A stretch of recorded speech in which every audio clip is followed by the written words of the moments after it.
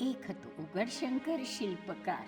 ઈશ્વરે તેને એના હાથમાં છીણીને હથોડી આપ્યા, છીણી અને હથોડી આપ્યા, અને હાથ પણ આપ્યા અને સાથે વિચાર અને આચાર નામનો માટીનો પિંડ આપ્યો.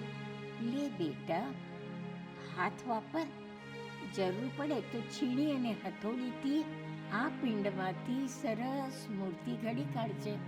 જરૂર પડે તો મારું મોડેલ સામે રાખજે. ઉગડશંકરે તો પિંડ એમને એમ છોડી દીધો અને છીણી હથોડી લઈને દોડ્યો. આજુબાજુ ઘણા પિંડ પડ્યા હતા. જ્યાં ત્યાં જઈને છીણી હથોડી ઠોક ઠોક કરે. લાવ, તને ઘડી દઉં, લાવ, તને બરાબર કરી દઉં, લાવ ને આ તને સરખો આકાર આપી દઉં, લાવ, હું તને સરસ શિલ્પ ઘડી આપું. પણ લોકો કંઈ અન્ય કોઈને પોતાના પિંડ પર ઘડવા દે ખરા?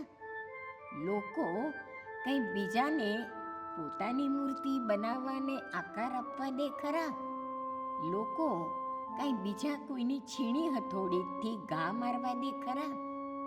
ઉલટા લોકો તો પોતે છીણી હથોડી લઈને સામા થઈ જાય અને એક ઉગડશંકર કહે, ઊભો રહે, લાવ, હું તને ઘડી આપું, ખમી જા, આજે તો તારા પર જ મારી છીણી હથોડી હું ચલાવી દઈશ.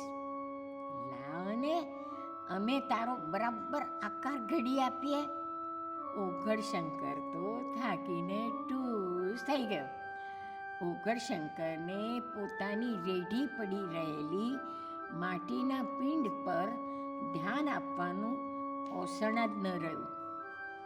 લોકો તો આવીને છીણી હથોડીથી ઉગડશંકરના પિંડ પર ઘસરકા પાડી ગયા. અને હજીએ ઉગડશંકર પોતાને મળેલા માટીના પિંડ પર પાછું વાળીને જોતો જ નથી ને. અરે, પોતાનો પિંડ ઘડવાનું એણે શરૂ જ નથી કર્યું. અને શરૂ જ ન કર્યું હોય તો શિલ્પ ઘડાય જ ક્યાંથી અને શિલ્પ પૂરું ક્યાંથી થાય?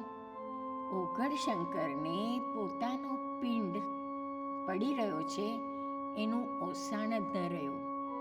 એનો પિંડ પડી જ રહ્યો. ન તો બીજાઓએ ઉગડશંકરને પોતાનો પિંડ ઘડવા દીધો, ન તો બીજાઓએ ઉગડશંકરનો પિંડ ઘડ્યો.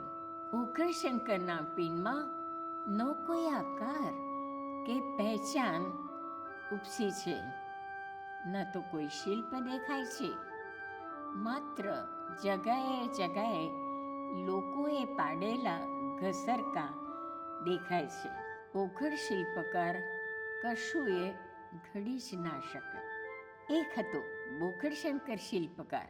ઈશ્વરે તેને એના હાથમાં છીણીને હથોડી આપ્યા, છીણી અને હથોડી આપ્યા, અને હાથ પણ આપ્યા.